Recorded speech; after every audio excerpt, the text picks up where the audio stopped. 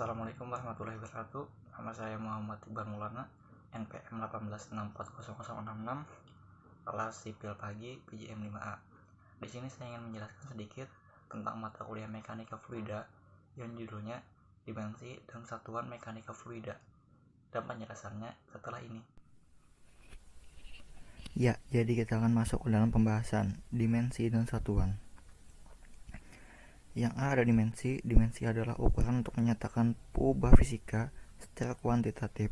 Satuan adalah suatu cara khusus untuk mengaitkan sebuah bilangan dengan dimensi kuantitatif.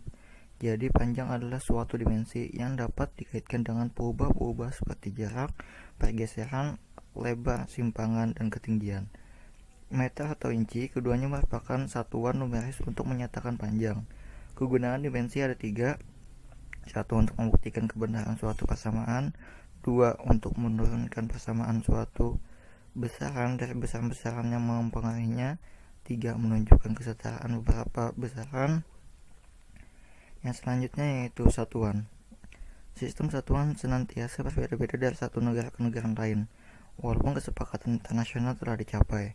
Pada mulanya banyak dipakai satuan Inggris karena terlalu banyak menggunakan faktor konversi, maka dianggap rumit dan tidak praktis. Pada tahun 1872, suatu pertemuan internasional di Prancis mengusulkan suatu perjanjian yang disebut Konvensi Metrik yang ditandatangani oleh 17 negara.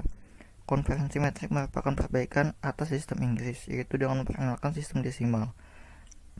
Masalah tetap ada, sebab beberapa negara yang sudah menggunakan sistem metrik maupun menggunakan sistem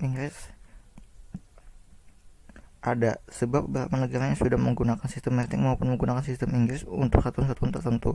Contohnya kalori pada seharusnya joule, kilopon padahal seharusnya newton, dan sebagainya.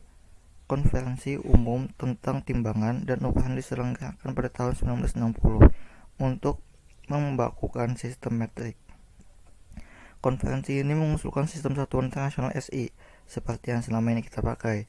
Di dalam mekanika fluida hanya ada 4 dimensi pokok. Semua dimensi lainnya dapat diturunkan dari 4 dimensi pokok ini.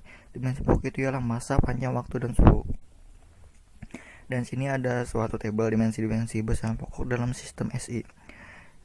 Di setiap nama besaran memiliki simbol dan nama satuan, simbol satuan, dan dimensi masing-masing. Selanjutnya ada tabel dimensi besaran turunan dalam sistem SI. Di sini bisa dilihat. Selanjutnya itu ada rapat massa, berat jenis, dan rapat relatif. Rapat massa adalah ukuran konsentrasi massa zat dan dinyatakan dalam bentuk massa per satuan volume V, di mana P sama dengan M per V. Rapat massa air pada suhu 4 derajat Celcius dan pada tekanan atmosfer P air adalah 1000 kg per meter. Berat jenis adalah berat benda per satuan volume pada temperatur dan tekanan tertentu, dan berat suatu benda adalah hasil kali antara rapat massa dan percepatan gravitasi. Rapat relatif adalah perbandingan rapat massa suatu zat dan rapat massa air, atau perbandingan antara berat jenis suatu zat dan berat jenis air. Karena pengaruh temperatur dan tekanan pada rapat massa jenis cair sangat kecil, maka dapat diabaikan sehingga rapat massa zat cair dapat dianggap tetap. Selanjutnya ada kapilaritas. Kapilaritas terjadi akibat adanya gaya kohesi dan adesi antar molekul. Jika kohesi lebih kecil daripada adesi, maka zat cair akan naik, dan sebaliknya, jika lebih besar maka zat cair akan turun. Contoh kapilaritas akan membuat air naik pada tabung gelas, sementara air raksa akan turun seperti gambar di bawah ini. Kenaikan atau penurunan zat cair di dalam suatu tabung dapat dihitung dengan menyatakan gaya angkat yang dibentuk oleh tegangan permukaan dengan gaya berat. Di sini sudah disediakan rumusnya. Selanjutnya kita masuk dalam contoh soal. Sebuah tangki air dengan massa total 36 kg terletak di atas lantai sebuah lift. Tentukan gaya dalam Newton dan yang diberikan oleh tangki kepada lantai ketika lift mengalami percepatan ke atas sebesar 75 foot per sekon kuadrat. Di sini kita mengetahui masanya itu 36 kg dan A sama dengan 7 Ft per S. Yang ditanya itu gaya F. Di sini kita menggunakan rumus sigma F sama dengan massa kali A.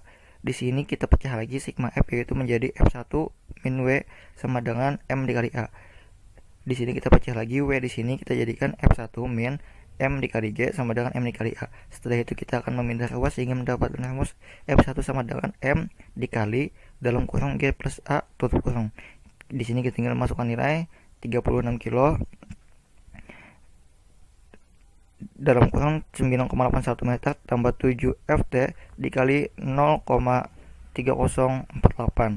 sehingga kita akan dapatkan F1 430 km per sekon. Di sini kita akan menggantikan ke Newton sehingga mendapatkan hasil F1 sama dengan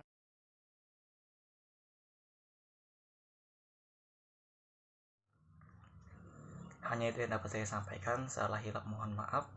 Wabillahi taufiq wal hidayah. Wassalamualaikum warahmatullahi wabarakatuh.